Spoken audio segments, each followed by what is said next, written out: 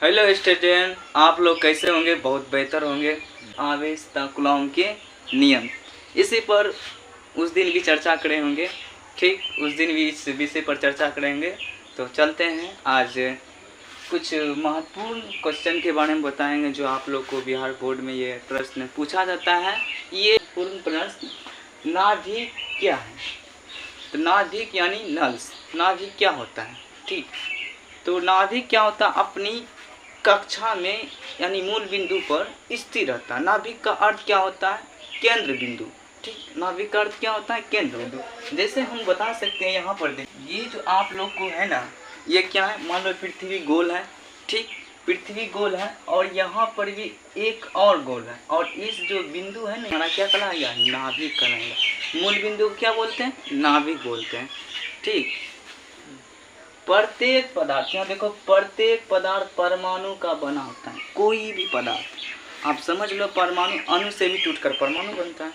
तो प्रत्येक पदार्थ परमाणु से बना होता है। परमाणु की संरचना के अनुसार परमाणु का केंद्र, यही जो परमाणु का केंद्र दिख रहा है। अब बबुआ पूछेंगे, नाभिक का खोज किसने किया था, कब किया था? इसको भी ऑब्जेक्टिव में क्लास 12 के लिए महत्वपूर्ण है। तो नाभिक का खोज रदरफोर्ड ने, आस्टेज रदरफोर्ड ने 1911 ईस्वी में किया था। ये भी बाबू ऑब्जेक्टिव में ध्यान में रखना है। नाभिक का खोज किसने किया था? तो रदरफोर्ड।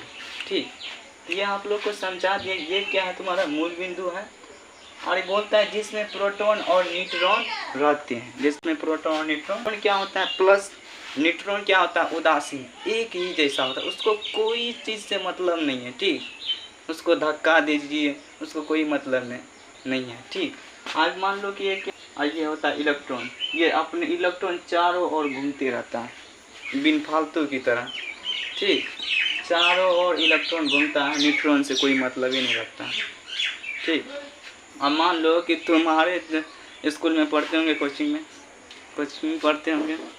उस वक्त क्या हुआ, कोई दोस्त आपके सामने बैठे हैं। अब कोई दोस्त नहीं होता है कि हुचकुची करता है, चुट्टी करता है।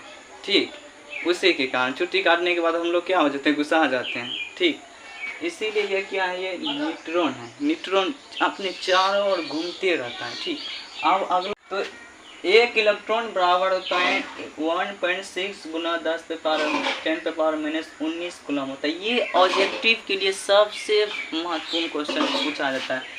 बाबू आप पूछेगा कि एक इलेक्ट्रॉन बराबर कितना होता है? तो 1.6 गुना 10⁻⁻19 कूलम होता है। ये आप लोग को याद करना है। प्रश्न जो है वह प्रश्न 4, ये बहुत VVI प्रश्न है, महत्वपूर्ण प्रश्न इसको बोला जाता है। ठीक, इसको बोलते हैं आवेश का क्वांटमीकरण क्या है? क्लास 12 के लिए ध्यान दो बाबू। आवेश का क्वांटमीकरण क्या होता है?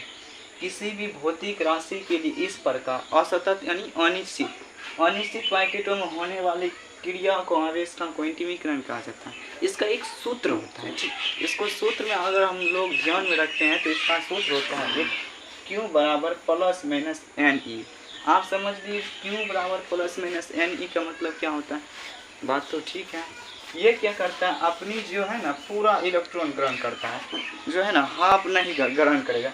जैसे मान लो कि जैसे 1/2 है इलेक्ट्रॉन, ये प्लस है, ये क्या करेगा? ग्रहण नहीं करेगा। ठीक, 50 ग्राम क्या है? जीरा फोरन है। 50 ग्राम क्या है? जीरा है। तो ये क्या करेगा? इलेक्ट्रॉन ग्रहण करेगा नहीं। ये क्या? 1 kg ग्रहण कर सकता है। ठीक, यानी यह संपूर्ण ग्रहण कर सकता है इलेक्ट्रॉन को, ½ kg नहीं करता है। ठीक, आवेश का क्वांटमीकरण का जो यही है परिभाषा, किसी भी भौतिक राशि के लिए इस प्रकार असतत पैकेटों में होने वाली क्रिया को आवेश का क्वांटमीकरण। तो मंजिल उन्हीं को मिलता है जो बच्चे सफलता में